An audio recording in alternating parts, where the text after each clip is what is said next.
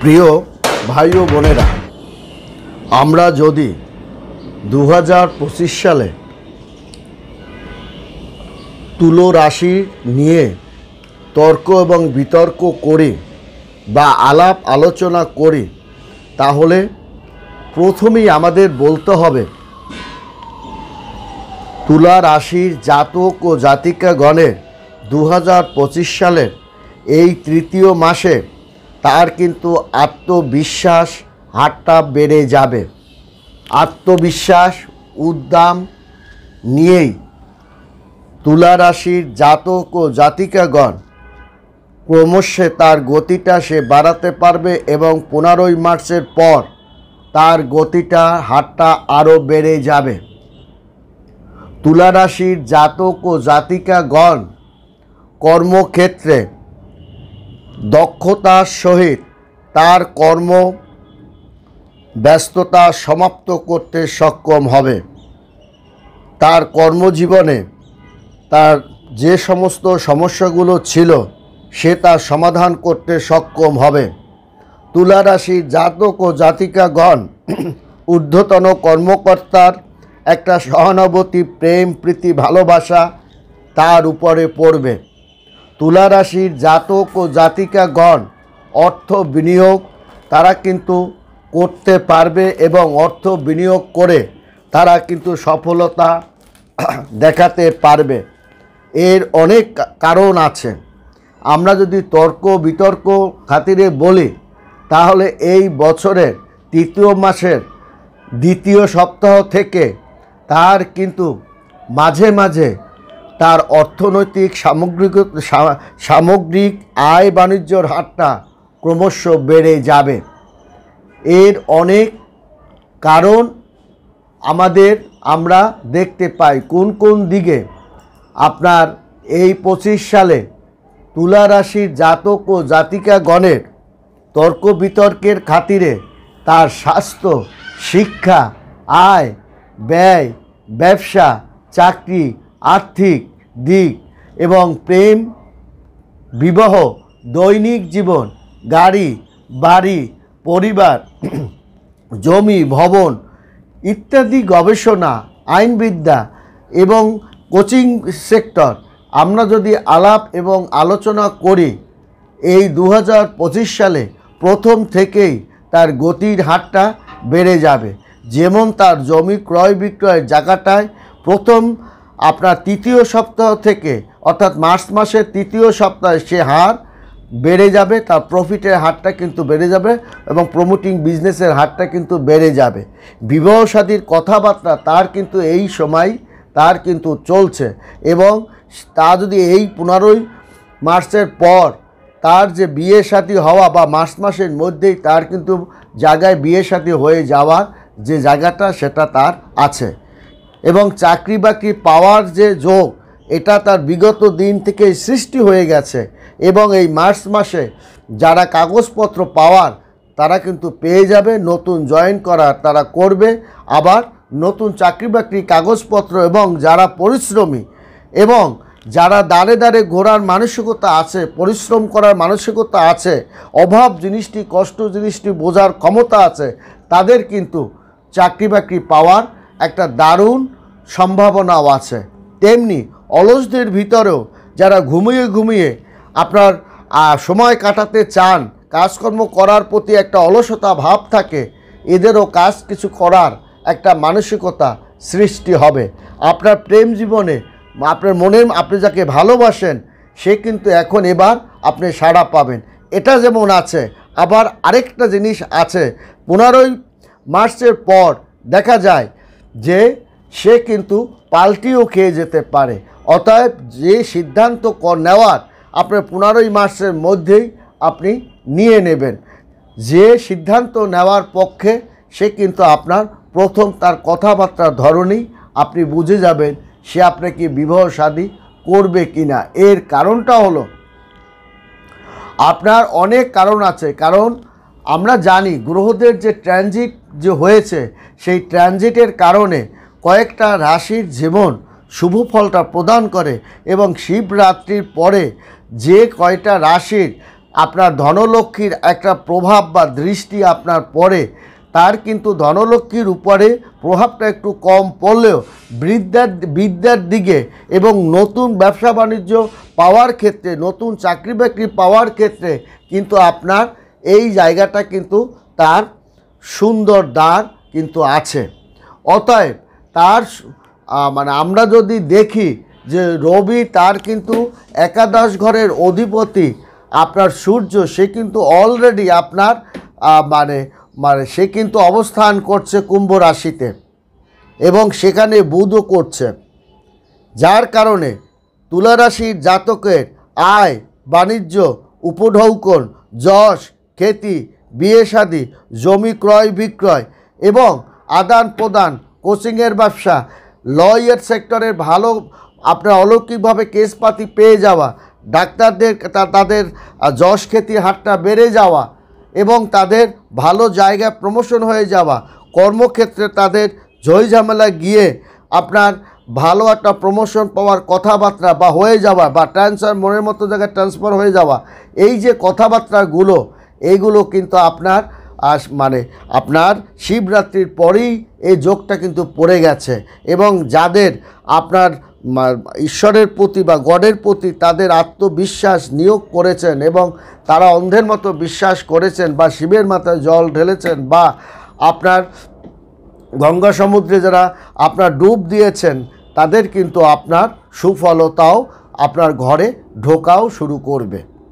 এর অনেক কারণ আছে। বুধের কাজই হচ্ছে উপঢৌকন নিয়ে আপনার ঘরকে, আপনার বিষয় সম্পত্তিকে নতুন ব্যবসা বাণিজ্য দেওয়া, নতুন ব্যবসা বাণিজ্যের আলাপ আলোচনা এবং নতুন চাকরি বাকরি পাওয়ার ক্ষেত্রে যে আপনার সৌভাগ্যের যোগটা, এটা কিন্তু আপনার অলরেডি পড়ে গেছে। কারণ আপনার নবম ঘরে বুধ কিন্তু আপনার রাশির নবম ঘরের দ্বাদশ ঘরে অধিপতি কিন্তু বুধ এই মাসে সে কিন্তু আপনার অলরেডি অবস্থান করছে এবং আপনার মানে চতুর্থ ঘরে মকর রাশিতে সে কিন্তু অবস্থান করছে এবং সূর্যের সাথে সে কিন্তু মিলিত হবে। তাহলে বুধাদিত্য যোগের একটা প্রভাবও কিন্তু এই তুলা রাশির উপর যদি প্রভাবিত হয়, সেটাও কিন্তু অস্বাভাবিক কিছু নয়। এর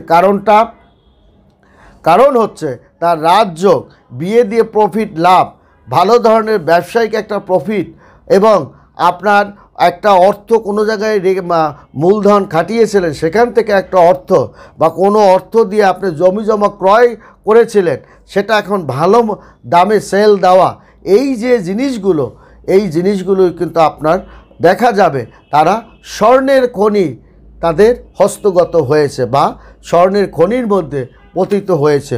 উড়ে উড়ে যেন তাদের অর্থ ঘরে ঢুকে যাবে, কারণ তাদের ভাগ্য দেবী আপনার ঘরে ঢুকে গেছে।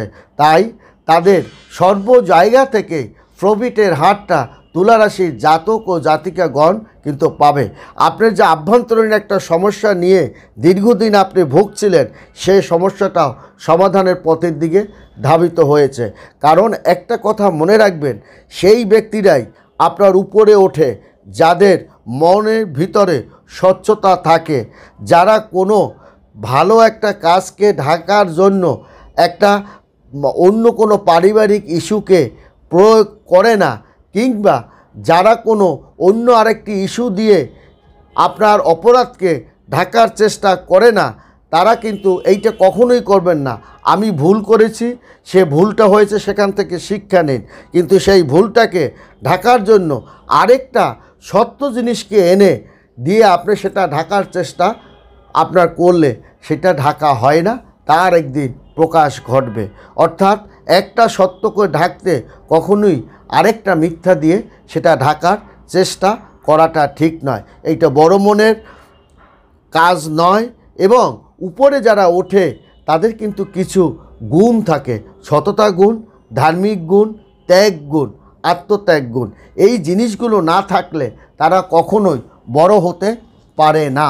এবং আপনার অসৎ ব্যক্তি, অসৎ চিন্তা দিয়ে ক্ষণস্থায়ী ব্যবসায়িক একটু প্রফিট আসলেও সে ব্যবসা দীর্ঘস্থায়িত্ব হয় না।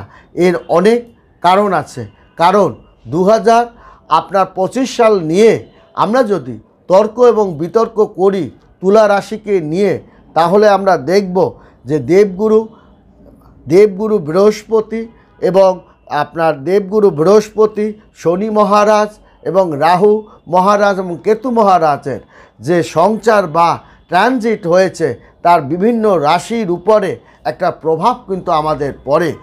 কোনো রাশির যেমন দুঃখ, কষ্ট, অলসতা বৃদ্ধি করে, সৎ চিন্তা করতে আপনাকে দিবে না, আপনাকে কাজকর্মের প্রতি আসক্ত ধাবিত করবে না, আপনাকে ঘুমাবার সাহায্য করবে, আজে বাজে কাজগুলো করতে আপনাকে সাহায্য করবে।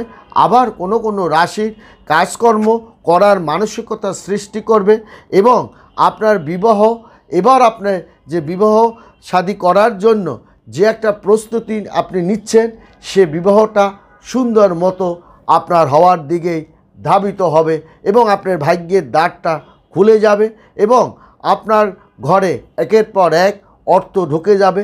তুলা রাশি, কারণ শুক্র যাকে আষ্টপৃষ্ঠে বেঁধে রাখে তাকে কখনোই অমঙ্গল আপনার হয় না।